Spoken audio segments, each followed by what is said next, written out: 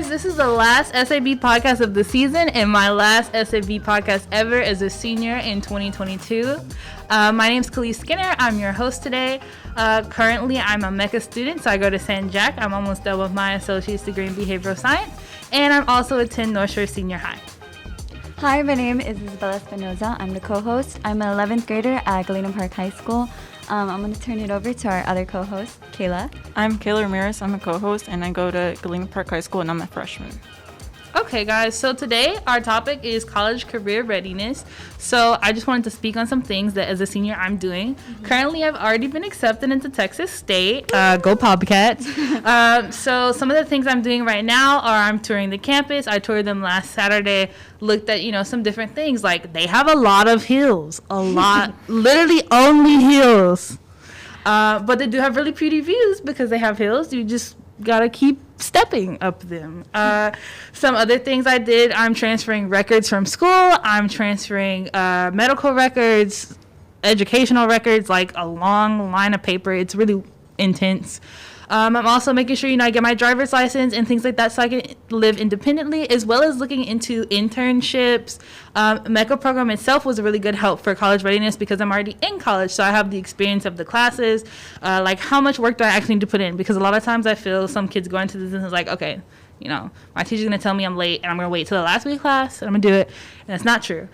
So what are some things you guys are doing to prepare for college readiness? So for me, as a sophomore, I am working in a lot of AP classes. I'm taking a lot of AP classes so I can get college credit if I pass the AP test at the end of the year. I also took my ACT, so I'm waiting for those scores.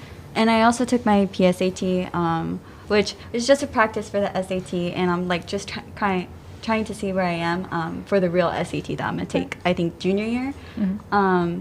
Kayla, what have you done? I've taken my TSIA test. It's for college readiness. And, I already passed it, so I am eligible for dual credit. Mm-hmm. I'm looking to go into it. Hopefully,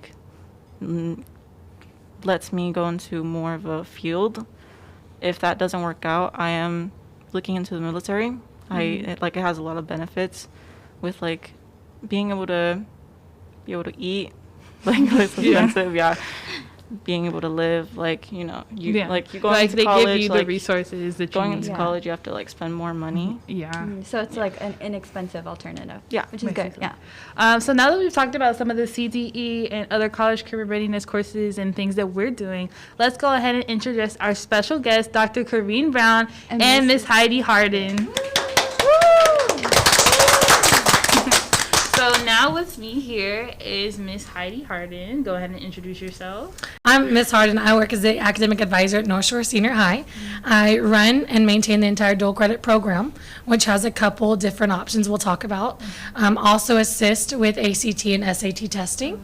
I also help with college fee waivers and admission waivers, how to get into the universities, what are the proper ways to look at them, how to prepare your college list, how to find money to go to college, so scholarships, grants, and loans. We also deal with anything going towards trade schools as well. Okay. And now I'm going to introduce Dr. Brown, who oversees the program. Hello, I am Dr. Brown. I am my official title is Director of Advanced Academics in Galena Park ISD. I oversee everything college and career ready. So that includes pre-AP, AP, the advanced courses, dual credit, the testing, pre-SAT, pre-ACT, TSIA, AP exams. So, so really anything to get you there. And even the ASVAB, I assist with that too for the military. So, yes. Okay. So I guess my first question for you ladies is, when should kids start caring about any of this? Because I find that to be a common, I'm a senior now, as we know, and kids are like, oh, wait, were we supposed to do that? When did we take the TSIA? Khalees, let me ask you a question. When was the first time somebody asked you what you wanted to be? Probably 4. That's when you start caring. So, really, though, the questions start when you're that young. Yes. Your answers get a little wiser and a little more knowledgeable and things like that. So, really giving an answer, Dr. Brown, I think I'll let you take this one away. Absolutely, it does start when you're young, but realistically, for sure, 8th grade, when we start picking those endorsements, that really is what sets you on your path to deciding which way I'm going to go. We do have to just be serious about our endorsements and not just settle for anything. We do have some kids who pick an endorsement and it's not even in their interest. But that's where that starts, and you really start focusing on what do I really want to do, and it starts those career exploration, asking those questions. And then you have to be honest with yourself. Do I really want to go to school? Do I really want to graduate from high school and continue on in college? Do I want to go to a 2-year college or 4-year college? Do I want to go to the military? What do I really want to do with my life? You have to start doing those things, because I always tell people, if you don't make a decision, somebody else will make a decision for you. Right. So now that we've kind of covered that question, the next question would be, what are these pathways that people can take when, they're getting ready to go to college and do these after high school things? I think when you're talking trade, most of you know who you are. If you don't like history, you don't like English, you don't like science, you really don't like being at school, that's a good idea that you might like working with hands-on. And you might be one of those people that like to go and do. And that's okay. There's jobs and pathways for people that like to go and do. But I think knowing yourself and what you like to do will give you a better answer on which way to go. And that's exactly what you really do have to do. Just pick your interest. I always say, what sparks your interest? What makes you want to get up every day and have fun? What do you really love? Because then it's not a career, it becomes your passion. But sometimes people settle for, I just want a job. And that's really broad when you say that. What kind of job do you want? Do you want a Chick-fil-A job? Do you want to work at a JCPenney kind of job? What do you want? How much money do you want to make? Because that also dictates, the amount of time you spend in school can sometimes dictate how much money you are going to make in the future. So you just having that conversation, that self-reflection, and then talking to, we realize that not everyone has parents they can talk to, but there's always their counselor, there's always the academic advisors, there's always a teacher. There should be someone you can start talking to and just having that conversation of, these are the things I'm thinking about. And then say, how do I get there? A really cool thing I think nowadays is that you have CTE teachers who might not have gone to school to teach. Or me, I didn't go to school to be an academic advisor, but it led me here. And I would have never guessed I'd have been an academic advisor.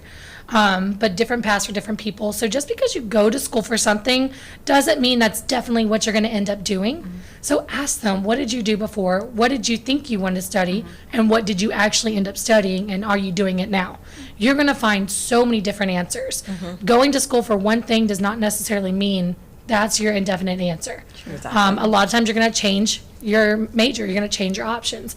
I also say find somebody to shadow over the summer. Find an internship, paid, volunteer, get those service hours on record. Even in 8th grade, you're shadowing somebody, you're shadowing a teacher around summer school because you think you might want to be a teacher.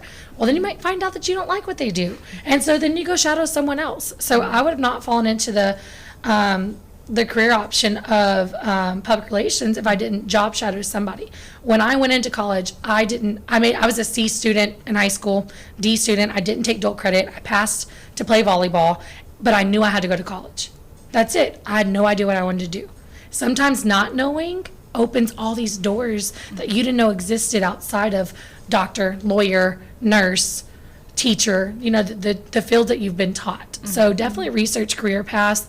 You can even take a career personality test because you're 16, 15, sometimes 8th grade. You don't know what you like to do. So if you go answer these questions, it can help give you an idea so you can start looking up all of your options. Okay, so So just to clarify for the 8th graders, so for the endorsements, do they have to take like a specific program if they choose like a certain endorsement, or are they allowed to take any of the programs that we have? Endorsements can always change. They're not set in stone. You just pick one in 8th grade, but it can change every year if that's what you want, okay? So they're not, and it's wide open. So talking for the people who want to go like straight to a job, what programs do we have in Galena Park that will allow these students to go and get a job? Oh, that's a great question, because we do have quite a variety in our CTE field that allows students to get good certifications so they can get really good jobs once they graduate. And so we're looking at pharmacy tech, we offer cosmetology, we offer welding, we offer pipe fitting, we offer diesel mechanics, we offer medical assisting pharmacy tech, we offer, oh my gosh, those are all the ones I can think of. Emergency medical technicians. Those are all certifications that allow you to make really good money once you graduate. So, even, so like when people say they want to get to work, no problem going to work, but get a certification. Because Ms. Harden always says you got to have paper to make paper. So they're having that certificate, so nobody can take that away from you. And you're not tied to just staying in Houston either. Once you're certified, you can go anywhere. So like, for instance, our students who are completing the medical assisting program, they actually take a national board certification. So they'll get certified for Texas, but they can go anywhere in the nation that they choose to. And when you think about it, especially being in the medical field, there's not shortage right now of nurses everywhere. So they're in high demand. So they really can go anywhere they want to. Speaking of nursing, if you go into San Jack's, their LVN program, and you become an RN, which is a registered nurse, so that's like an LN, but you sit for the state test, which makes you registered. Once you become a registered nurse, that's a 2-year degree at San Jack. That's a great pathway that you can then start making money in the nursing field as a registered nurse while you're getting your 4-year degree and nursing, which is a bachelor's of science. Most of the hospitals now want 4-year degree nurses. So that's a great transition to, I went from career, I'm making money and with my certification, then I went and got my 2-year in nursing, I completed my 2-year, and now I'm on to my 4-year, and you're making a good, stable living the whole time you're moving through the college process. Yes. So what are some different pathways for people who choose to go to a 2-year college versus a 4-year college? You want to pick that one? Do you want to start with that one? Yes, it really is going to be specific. You definitely need to do your research. A 2-year degree is great, but for most levels nowadays, you will need a 4-year degree, and even a master's. Even now, a bachelor's degree is starting to become a little underrated, and a master's is what's required, which is 6 years. So when you're going in the 2-year degrees, if you're doing dual credit in the schools and you're doing the academic dual credit, you're knocking out. So 2 years is roughly 65 hours. Each college class is 3 hours. Okay. With our dual credit program, you can maximize. You can get about, if you start in your sophomore year, 35 college credit hours done. So that's almost the full 2 years. Okay. So it really depends on what you want to do and what major specifically is going to help you. I know, Khalees, we looked into social work with you, and you said, well, I want to get my associates because I want to go into social work. And then I asked you, well, what could you do with that? And what did you find your answer to be? So basically, I found that I can get certain jobs while I'm in college, specifically working as maybe like an assistant to different places that offer therapy to specifically autistic children and things like that with my behavioral science degree, as well as be able to shadow some different social workers in their fields and still be able to get paid for it as like a assistant type thing. And so you can do that, but you're still planning to work on towards your 4-year, right? Yes. And then same thing, you're going to find that same commonality when you get your 4-year completed. There's always another step that you could go. So it really just depends on how far you want to be within those programs.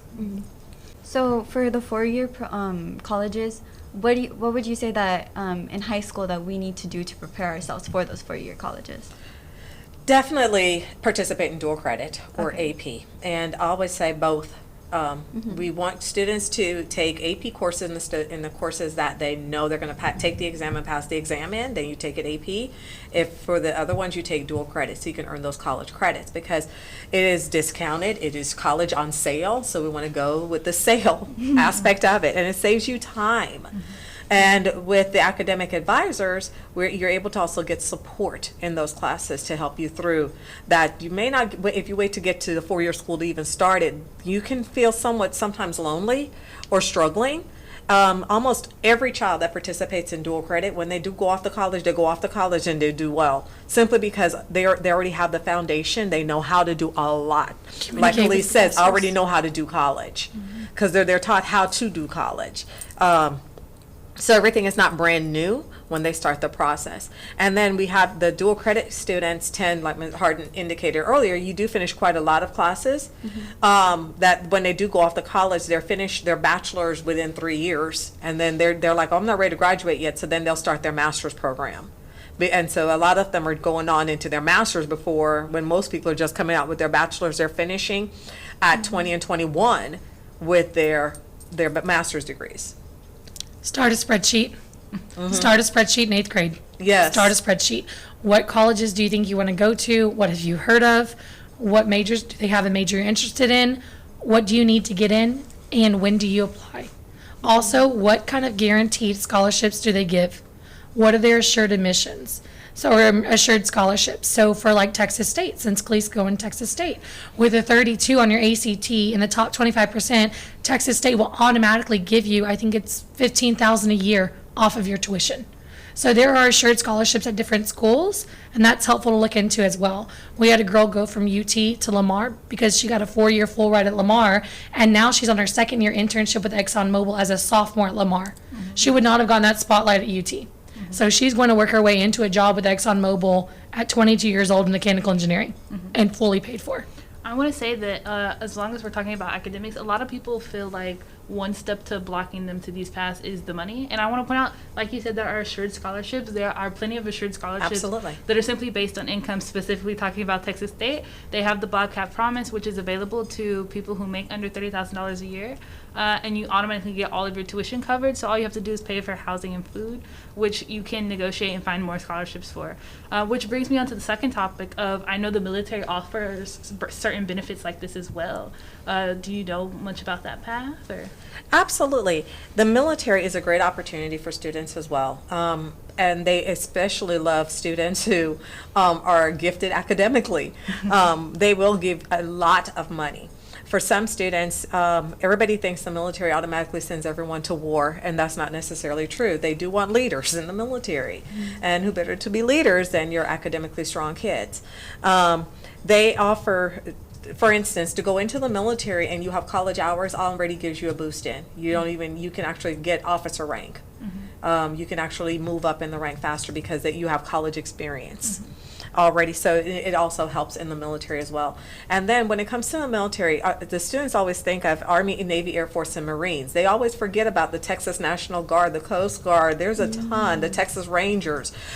Are many, many aspects to the military other than just the 4 major ones. That's true.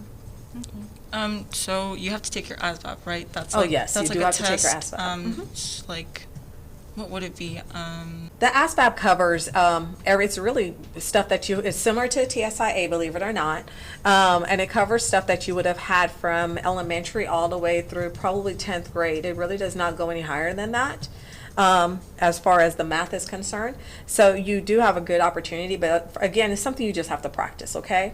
And the higher you score on it, the better you do when you get to boot camp and the different jobs you qualify for. What type of jobs can you also do in your branch? Like, I know for certain that my brother, he's gone to the Marine. Well, he's in a school right now, infantry. Yeah, he's going to infantry. He finished boot camp. What other jobs could you do? Everything that's in society is in the military. So you just have to figure out what area you want to be in, and you do have to be real careful and talk to a lot of people because I've heard recruiters will make promises that are not necessarily true. So you do have to communicate what you want and stick with it. Okay, I have had from my personal, I've had my nephew was in the military, and he actually worked as a mechanic. Is what he did, fixing the equipment. And then when he did get out, he was a diesel mechanic, and he went off into HVAC is what he's doing now. But I also have my other nephew, and he is learning how to be a pilot in the Air Force. And the difference in their 2 paths is what they scored on their ASVAB is determined their path. The higher you score, the more opportunities are available to you. The ASVAB test is also physical, like a physical test, right? It's 2. There's 2 parts to it. The ASVAB is the ASVAB itself is just the multiple choice test, but then there's a physical portion too. You have to go. Yes, you do have to go prepare for the physical part. Okay, well, now that we've talked about the military, and I know Khalees has already been accepted into college, I also wanted to say that I want to go to a 4-year college. So I was wondering if there's a difference between 4-year colleges out of state or in Texas. Can you explain if there's certain steps that I have to do to apply to an out of state college? Absolutely. First of all, you need to decide. Always for what kind of out-of-state college you want to go to? Well, for me, my dream school is Brown, so it's an Ivy League school. Okay. Well, wonderful. Okay. Well, first thing you want to do is definitely look at the qualifications. Okay. What kind of scholarships do they offer? Will they charge you out-of-state tuition? Do they not offer you out-of-state tuition? What do their financial pay packages look like? You are taking AP. What are their qualifications for their transferring their AP courses? Like, what do you need to make? Because you know you can earn a 3 with an AP exam, but are they requiring you to make a 4? Very true. And then what dual credit courses would they take as well? And then one trick that that the kids do, and I'll share this with you. Like, for instance, if Brown wants you to make a 4, but they will take Comp 1 from another school, but you pass the English language exam with a 3, you can transfer that credit to San Jac. San Jac will give you the college credit, and then you transfer the college credit on to Brown. Oh, wow. Very smart. I love that. Thank you for that. Just a little tidbit so you know. Sometimes you just have to play the game, okay?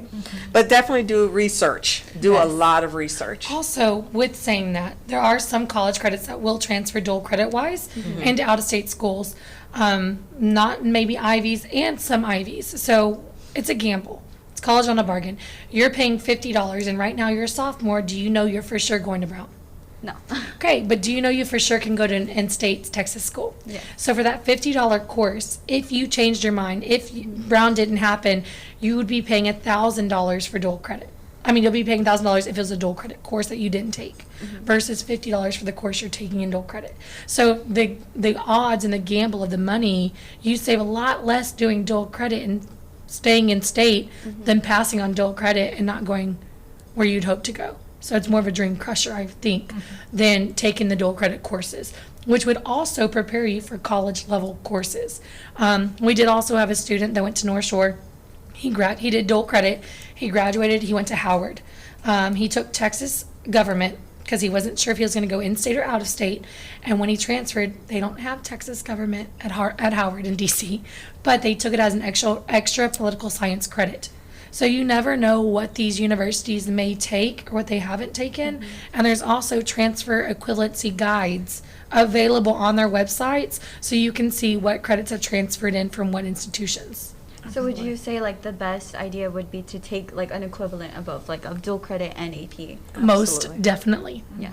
Now that we're here, specifically when you're talking about the 50 compared to 1,000, what about the money? How do we get these scholarships? Because a girl is broke and they're expensive. So Yes. what are our options? What are we thinking? What do we have? Okay, well, we start off first with the university scholarships, of course, the ones that you're awarded from your school. And then we start looking at all the local scholarships. Galena Park ISD gives tons of local scholarships. And we want students to apply for them. It's not a secret. We have the scholarship calendar out there.